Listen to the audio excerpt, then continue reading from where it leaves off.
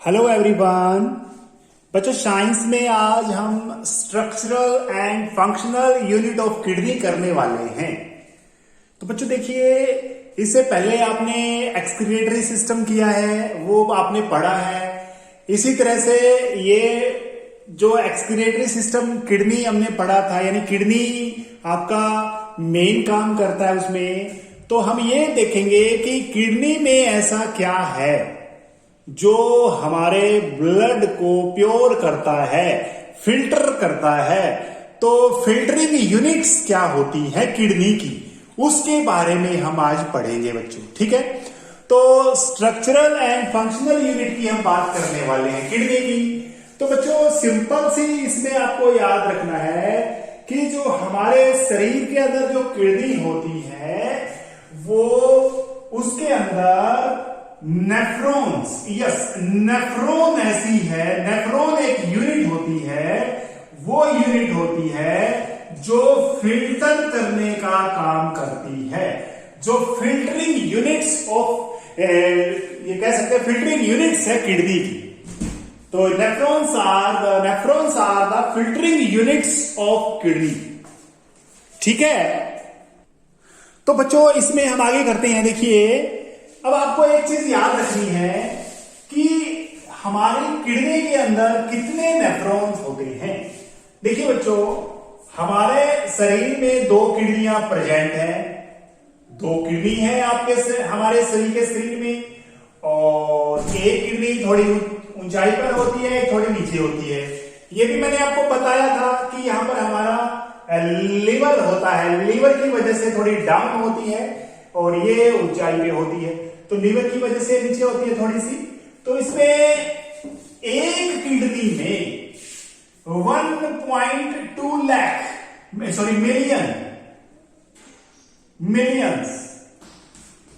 1.2 million, yes, 1.2 million nephrons होते हैं बच्चों, नेफ्रॉन्स इन ईच किडनी। प्रत्येक किडनी में हमारे शरीर के अंदर 1.2 मिलियंस नेफ्रॉन होते हैं।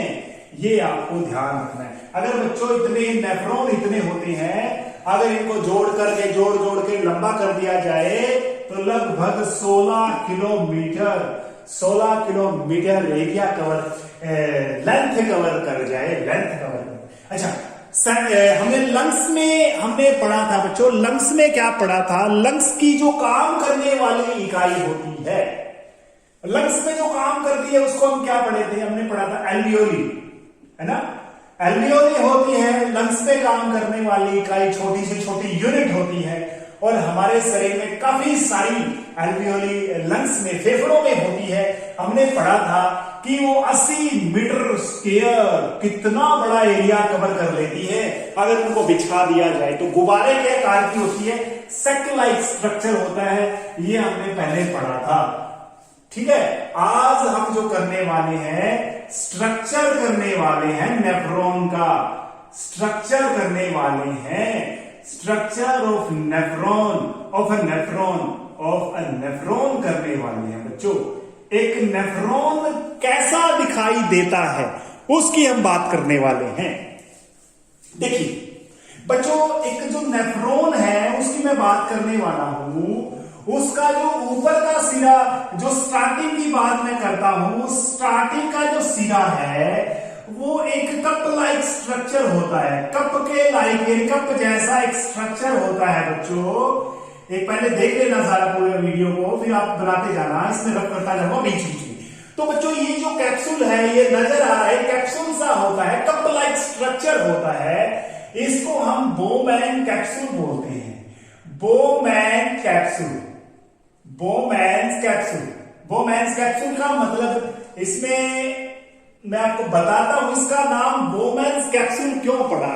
क्योंकि इसकी जो खोज है बच्चों सर विलियम बोमैन ने की थी, इसलिए उसका नाम जो है इसके पीछे रख दिया गया, सर विलियम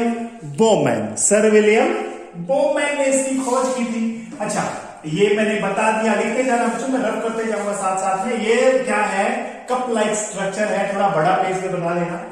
अब देखिए इसके बाद में क्या होता है, एक नली निकलती है, एक ट्यूब निकलती है बच्चों।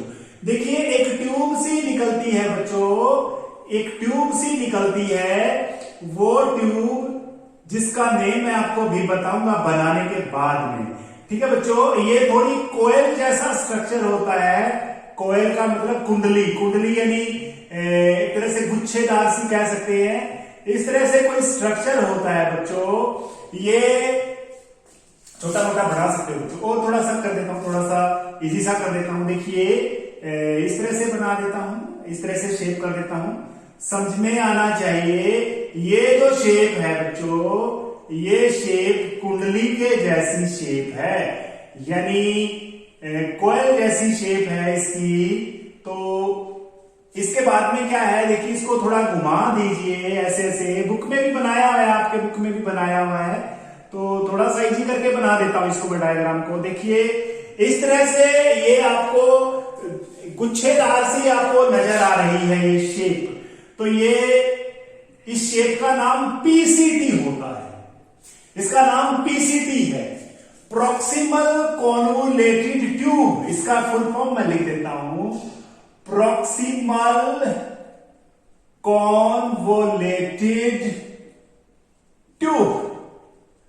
बच्चों इसका नेम है, ये नेम क्यों पड़ा, प्रॉक्सिमल का मतलब होता है नजदीक, पास में। ये इस बोमेन्स कैप्सूल के पास में है, इसलिए इसका नाम प्रॉक्सिमल कॉन्वोलेटेड ट्यूब है बच्चों, ठीक है।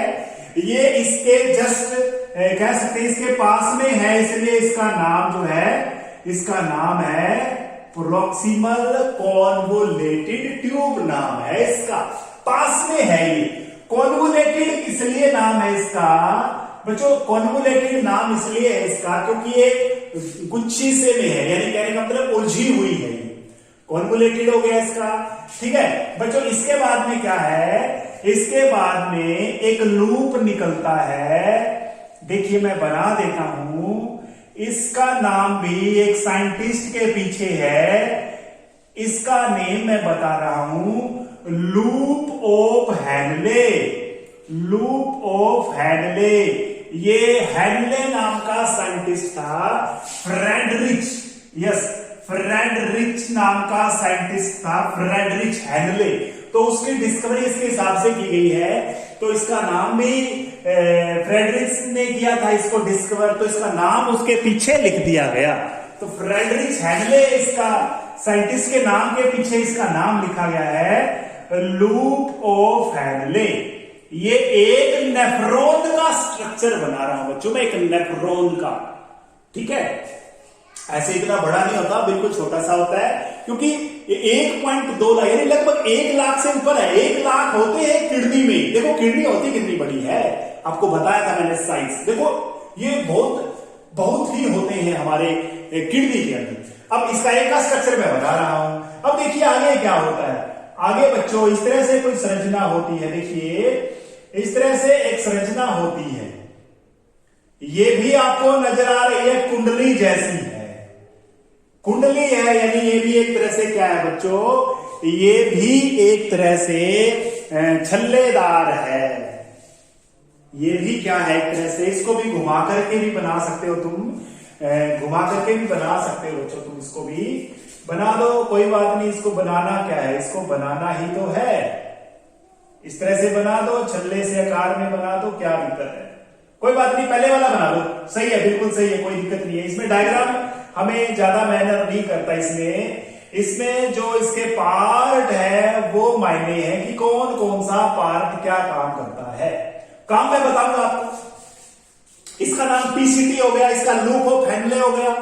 अब उसका नाम और मैं बताने वाला हूं, इसका है, दूर है ये, डिस्टल कॉन्वोलेटेड ट्यूब। डिस्टल इसलिए नाम है क्योंकि दूर है, डिस्टल का मतलब होता है दूर, डिस्टल कॉन्वोलेटेड ट्यूब, ये दूर है इसलिए इसका नाम डिस्टल लिख दिया गया, ठीक है। इसको भी घुमा के मैं बना सकते हो ऐसे ऐसे करके, कोई नहीं, इजी सा सिंप्लीफिकेशन के लिए मैंने बनाया है।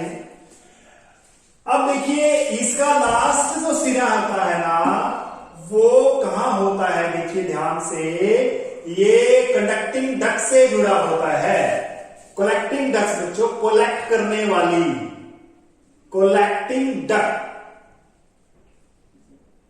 ठीक है, कोलेक्टिंग डक्ट है एक तरह से। देखिए ये काफी सारे न्यूरॉन्स होते हैं, ये इससे जुड़े होते हैं। ऐसे एक यहां पे जुड़ गया, एक यहां पे जुड़ गया, एक यहां पे जुड़ गया, एक यहां पे जुड़ गया, काफी सारे न्यूरॉन्स नेफ्रॉन्स होते हैं जो इस तरह से इसके साथ में जुड़े होते हैं, जो इस तरह से इसके साथ में बच्चों जुड़े होते हैं। अब देखिए बच्चों, जो ब्लड होता है, ब्लड के अंदर जो वेस्ट चीजें हैं वो ये इसके अंदर छोड़ेगा।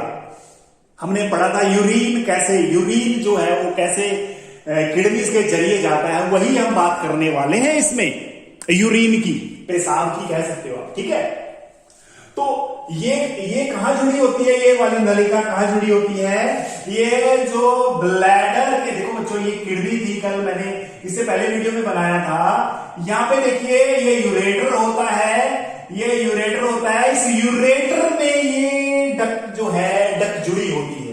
ये जो यूरेटर होता है इसमें ये यानी मूत्र वाहिनी कह सकते हैं, इसमें ये जुड़ी होती है डक्ट, इसमें जुड़ी होती है ये डक्ट। काफी सारी डक्ट्स हो सकती है, काफी सारे नेफ्रॉन्स जुड़े होते हैं।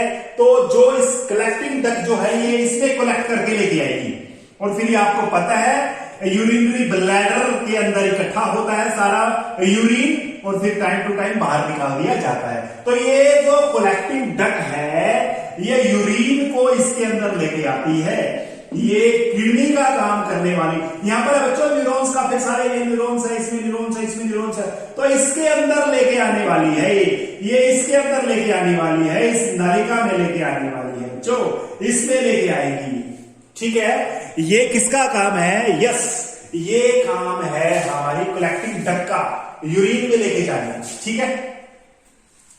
अब देखिए बच्चों इसके अंदर जो चीजें मैंने आपको बता दी, बोमैन्स कैप्सूल हो गया, पीसीटी हो गया, लूप ऑफ फैनले हो गया, किसका नेम है ये, लूप ऑफ फैनले, और कलेक्टिंग डक्ट हो गया, डीसीटी हो गया। ये कप लाइक स्ट्रक्चर होता है बोमैन्स कैप्सूल, इसके साइंटिस्ट के पीछे नेम है इसका, ठीक है। तो बच्चों देखिए ये फिल्टर का काम होता कैसे है बच्चों, जैसे ही हमारा ब्लड इस नेफ्रॉन में एंट्री करता है, देखिए एक काफी सारी कैपिलरीज आती हैं बच्चों, कैपिलरीज का गुच्छा आता है इसके अंदर, हाई प्रेशर से, बहुत ज्यादा प्रेशर से ब्लड इसके अंदर आता है बच्चों, बहुत ज्यादा प्रेशर से ब्लड आता है। तो ये जो ब्लड है, जो ये नली है, ये किससे संबंधित है बच्चों, किडनी से संबंधित है। ये ब्रांच ऑफ रेनल आर्टरी नाम है इसका, branch of renal artery, artery है इसलिए नाम इसका क्योंकि हार्ट से निकल करके आई है, ये हार्ट से निकल के आई है, ये आपके इसके अंदर क्या होती है, ये ब्लड को लेके आई है, इसके अंदर ब्लड आया है। अब बच्चों हमारे ब्लड में वेस्ट जो चीजें है ना उसको निकालने का काम करेंगे हम। हमारे शरीर में यूरिया हो गया, यूरिन कह सकते हैं एक तरह से, पेशाब वेस्ट है, नाइट्रोजन की जो चीजें हैं, नाइट्रोजन सब्सटेंसेस वेस्ट कह सकते हैं, नाइट्रोजीनियस वेस्ट कह सकते हो, वो हमारा वेस्ट हो गया, ठीक है। ये वेस्ट है, हमें बाहर निकालना है, यूरिन बाहर निकालना है, तो वो ब्लड से बाहर निकलेगा, किसके जरिए निकलेगा, ये नेफ्रॉन ही काम करेगा। कैसे काम करेगा बात करेंगे इसमें। अच्छा और बात देखिए बच्चों, ये इसमें ब्रांच ऑफ आर्टरी होगी रेनल। अब देखिए ये जो ब्लड छन जाता है, छानने के बाद में बाहर निकल जाता है, ये थोड़ी पतली होती है, ये थोड़ी मोटी होती है, ये वाली मोटी होती है, थोड़ी मोटी इसलिए होती है क्योंकि प्रेशर ज्यादा चाहिए ऊपर से, छनेगा तभी तो, जैसे कोई भी चीज छाननी है अगर ऊपर से प्रेशर ज्यादा होगा तो अच्छे से छनेगा, वो फिल्टर होगा, तो फिल्टर करने के लिए यहाँ पर प्रेशर ज्यादा होता है, अंदर ब्लड आया है, प्रेशर ज्यादा वाला आया है, तो ये थोड़ी मोटी होती है, renal branch of renal artery है, ये भी ब्रांच ऑफ रेनल आर्टरी है, दोनों आर्टरी है बच्चों। ये हार्ट से आई है ना, हार्ट से आई है ये। अब देखिए छोटी सी बात, जो ये कैपिलरीज का गुच्छा नजर आ रहा है, इसका नेम है ग्लोमेरुलस।